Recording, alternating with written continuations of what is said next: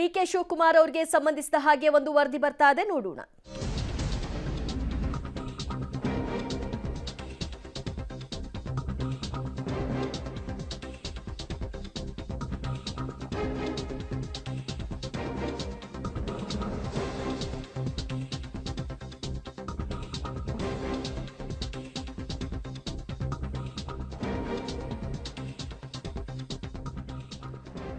DK Shivakumar ಅವರಿಗೆ ಸಂಬಂಧಿಸಿದ CBI ವಿಚಾರಣೆ ನಡೀತಾ ಇದೆ. ಈ ಮಧ್ಯೆ ರಾಜ್ಯ ಸರ್ಕಾರ ಇದನ್ನ ಲೋಕಾಯುಕ್ತಕ್ಕೆ ಒಪ್ಪಿಸಿತು. ಈಗ ಅದನ್ನ ಪ್ರಶ್ನಿಸಿ ಹೈಕೋರ್ಟ್ ಮೊರೆ ಹೋಗ್ತಾ ಇದ್ದಾರೆ ಸಿಬಿಐ ಇದನ್ನ ಪ್ರಶ್ನಿಸಿ ಅರ್ಜಿಯನ್ನ ಸಲ್ಲಿಕೆ ಮಾಡ್ತಾ ಇದೆ. ರಾಜ್ಯ ಸರ್ಕಾರದ ಆದೇಶದ ವಿರುದ್ಧ ಹೈಕೋರ್ಟ್ ಮೆಟ್ಟಿಲನ್ನ ಹತ್ತುತ್ತಾ ಇದೆ ಸಿಬಿಐ. ಈ ನಡೆ ಸರಿಯಲ್ಲ, ಈಗಾಗಲೇ ನಾವು ಚಾರ್ಜ್ ಶೀಟ್ ಹಂತಕ್ಕೆ ಬಂದಿದ್ದೀವಿ, ಈ ಹೊತ್ತಿನಲ್ಲಿ ಇವರು ಲೋಕಾಯುಕ್ತಕ್ಕೆ ಒಪ್ಪಿಸಿದ್ದಾರೆ, ಕಾರಣ ಏನು ಅನ್ನೋದ್ರ ಬಗ್ಗೆ ಪ್ರಶ್ನೆಯನ್ನ ಮಾಡಲಾಗಿದೆ. ಇದೇ ವಿಷಯಕ್ಕೆ ಈಗ ಡಿಕೆ ಶಿವಕುಮಾರ್ ಅವರು ಕೂಡ ರಿಯಾಕ್ಟ್ ಮಾಡಿದ್ದಾರೆ. ಹೋಗ್ಲಿ ಸಂತೋಷ ಅಂತ ಅವರು ಸಹಜವಾಗಿ ಯಾವಾಗಲೂ ಹೇಳೋ ಹಾಗೆ ಇದೇ ರೀತಿಯ ಪ್ರತಿಕ್ರಿಯೆ ಕೊಟ್ಟಿದ್ದಾರೆ. ಅವ್ರಿಗೆ ಹಕ್ಕಿದೆ, ಸಿಬಿಐನವರು ಕೋರ್ಟ್ಗೆ ಹೋಗುವಂಥ ಹಕ್ಕಿರ್ತದೆ, ಹಾಕಿರ್ತಾರೆ. ನಾವು ಅದಕ್ಕೆ ಏನು ಹೇಳಬೇಕು ನಾವು ಹೇಳ್ತೀವಿ, ಸರ್ಕಾರ ಏನು ಮಾಡಬೇಕು ಹೇಳ್ತಾರೆ. ಅಲ್ಟಿಮೇಟ್ಲಿ ಕೋರ್ಟ್ತಾರೆ, ಎಲ್ಲರಿಗೂ ಕೂಡ ದೊಡ್ಡವರು ನ್ಯಾಯಾಲಯ ತಾನೆ, ಆ ನ್ಯಾಯಾಲಯದಲ್ಲಿ ಅನ್ಯಾಯ ಆಗುವುದಿಲ್ಲ ಅನ್ನೋದು ಒಂದು ನಂಬಿಕೆ ಇದೆ. ಅವ್ರಿಗೆ ಹಕ್ಕಿದೆ, ಸಿಬಿಐನವರು ಕೋರ್ಟ್ಗೆ ಹೋಗುವಂಥ ಹಕ್ಕಿರ್ತದೆ, ಹಾಕಿರ್ತಾರೆ. ನಾವು ಅದಕ್ಕೆ ಏನು ಹೇಳಬೇಕು ನಾವು ಹೇಳ್ತೀವಿ, ಸರ್ಕಾರ ಏನು ಮಾಡಬೇಕು ಹೇಳ್ತಾರೆ.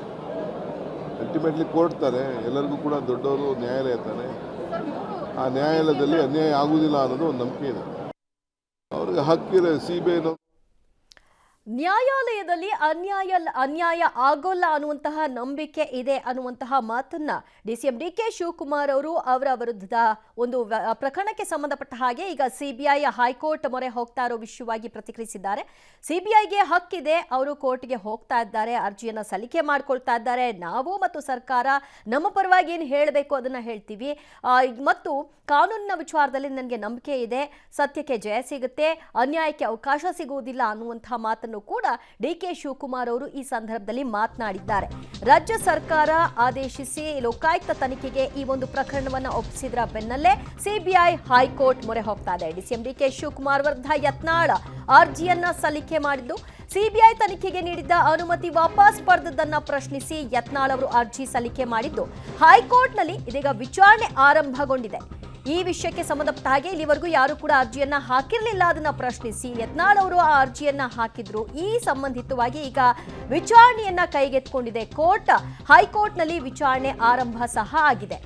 ಕೇಸನ್ನ ಯಾಕೆ ವಜಾಗೊಳಿಸಿದ್ರು ಅನ್ನೋ ಪ್ರಶ್ನೆಯನ್ನ ಇಟ್ಕೊಂಡು ಯತ್ನಾಳ್ ಅವರು ಈ ಒಂದು ಹೈಕೋರ್ಟ್ ಮೊರೆ ಹೋಗಿದ್ರು. ಸಿಬಿಐ ತನಿಖೆಗೆ ನೀಡಿದಂತಹ ಅನುಮತಿ ವಾಪಸ್ ಪಡೆದಂತಹ ಸರ್ಕಾರದ ನಡೆ ಸರಿಯಲ್ಲ, ಸೊ ಆ ರೀತಿಯಾಗಿ ತೆಗೆದುಕೊಳ್ಳಿಕ್ಕೆ ಅವಕಾಶ ಬರೋದಿಲ್ಲ, ಇದನ್ನ ಕೋರ್ಟ್ ತಡೆ ಹಿಡಿಬೇಕು ಅನ್ನುವಂತಹ ನಿಟ್ಟಿನಲ್ಲಿ ಯತ್ನಾಳ್ ಅವರು ಡಿಸಿಎಂ ಡಿಕೆ ಶಿವಕುಮಾರ್ ಅವರ ವಿರುದ್ಧದ ಈ ಪ್ರಕರಣದ ವಿಷಯವಾಗಿ ಚಾಲೆಂಜ್ ಮಾಡಿದ್ರು. ಸರ್ಕಾರದ ನಡೆಯನ್ನ ಖಂಡಿಸಿ ಹೈಕೋರ್ಟ್ ಮೊರೆ ಹೋಗಿದ್ದು ಹೈಕೋರ್ಟ್ನಲ್ಲಿ ವಿಚಾರಣೆ ಆರಂಭಗೊಂಡಿದೆ.